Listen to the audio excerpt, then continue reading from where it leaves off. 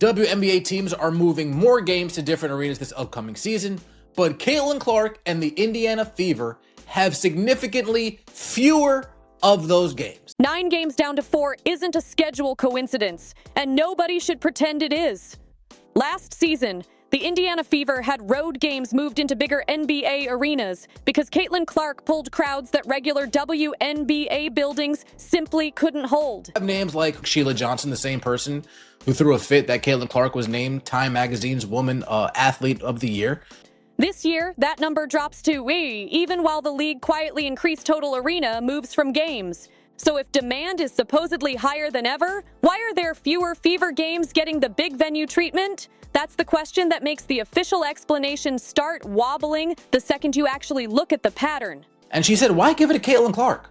Let's give it to the whole entire league. Because this isn't one team deciding to stay put. This is a league-wide shift where the overall number goes up, but the Fever share goes down. That's not random. That's a decision. You see how massive the season was? You see how much of a success it was this year? And we only had Caitlin Clark. The league-friendly answer floating around is injury risk. The story goes, Clark's groin injury at TD Garden on July 15th spooked people, so teams don't want to lock in big arenas too early and end up with an expensive, half-empty night.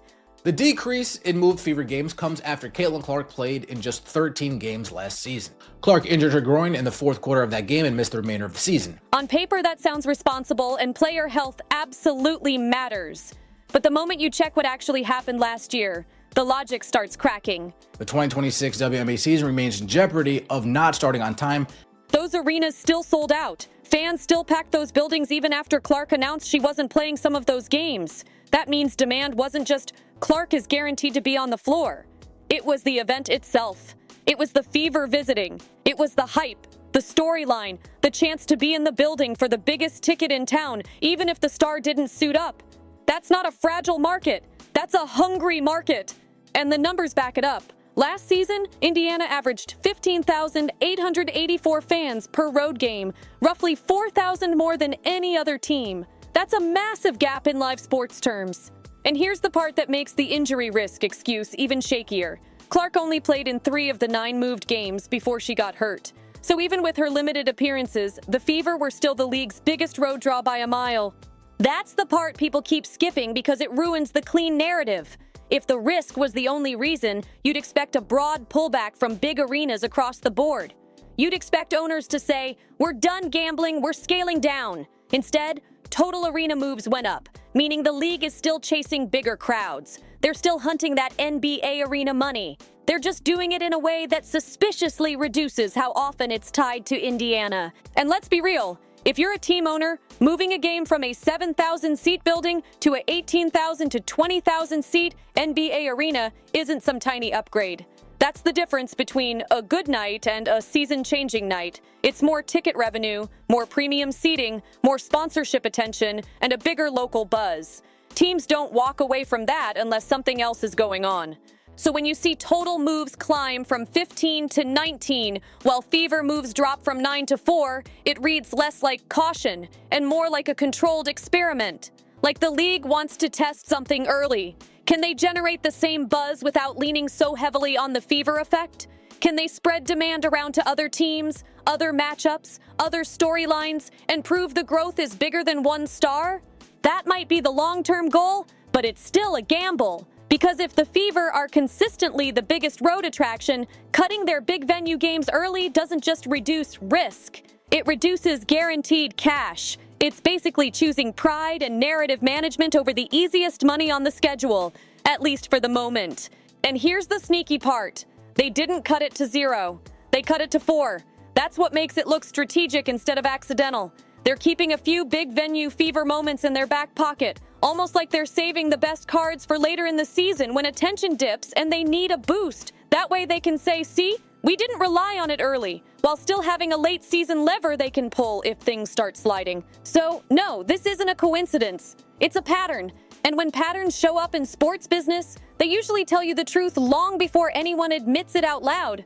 So who's making these calls and what patterns show up when you list the teams? Renee Montgomery is part owner of the Atlanta Dream. Sheila Johnson is part owner of the Washington Mystics. And yes, She's the same Sheila Johnson who publicly reacted when Time magazine named Caitlin Clark their Athlete of the Year and suggested the honor should have reflected the whole league.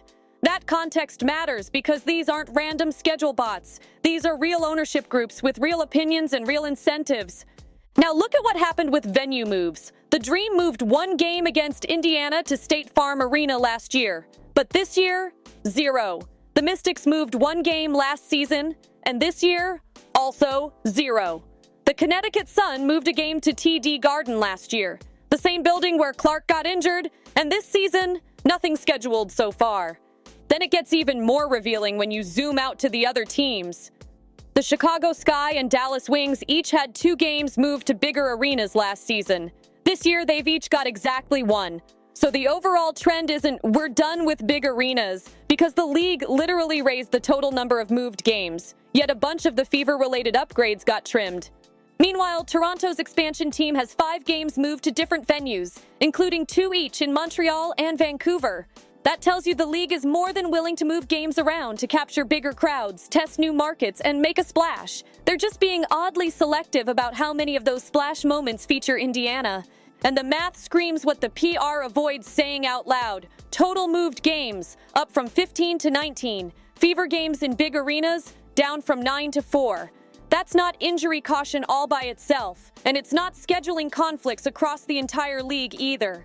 Now look at the 4 games that did get moved. July 5th versus Vegas, August 8th versus Chicago, August 18th versus Toronto, and August 20th versus Dallas. Notice the pattern? They're all deeper into the season, after the early season media frenzy cools down, and after the league gets a chance to see what the baseline demand looks like. Last year, the league stacked big venue Fever games early to cash in on peak Clark interest right out of the gate. This year, it looks like they're trying something different. Build the early season buzz without leaning so heavily on Indiana, then drop the big venue Fever games later like a booster shot when attention starts drifting. That's not random scheduling. That's strategy. There's another factor sitting in the background that nobody wants to say too loudly, and it's the most practical one, the CBA situation.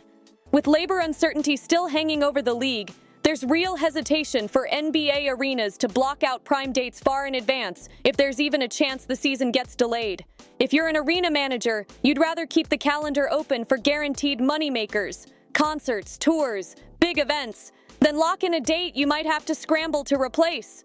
That doesn't mean no WNBA dates, it means later decisions. Hold the date, see if the season is on track, then slide in the basketball game when it's safe. And that lines up perfectly with how venue changes actually happen in real life. They often come months after the schedule drop.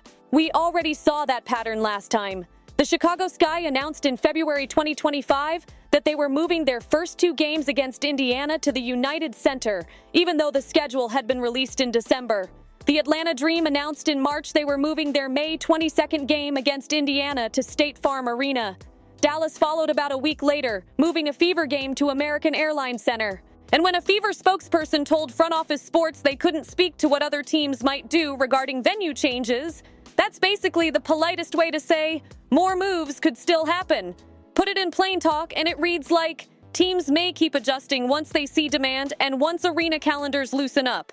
That's why this 4-game number might not be the final number, even if it's the number the league wants sitting on paper right now. This puts ownership groups in a funny position, and it's all about pride versus profit. On one hand, you've got some owners and league voices pushing the narrative that success isn't tied to one player.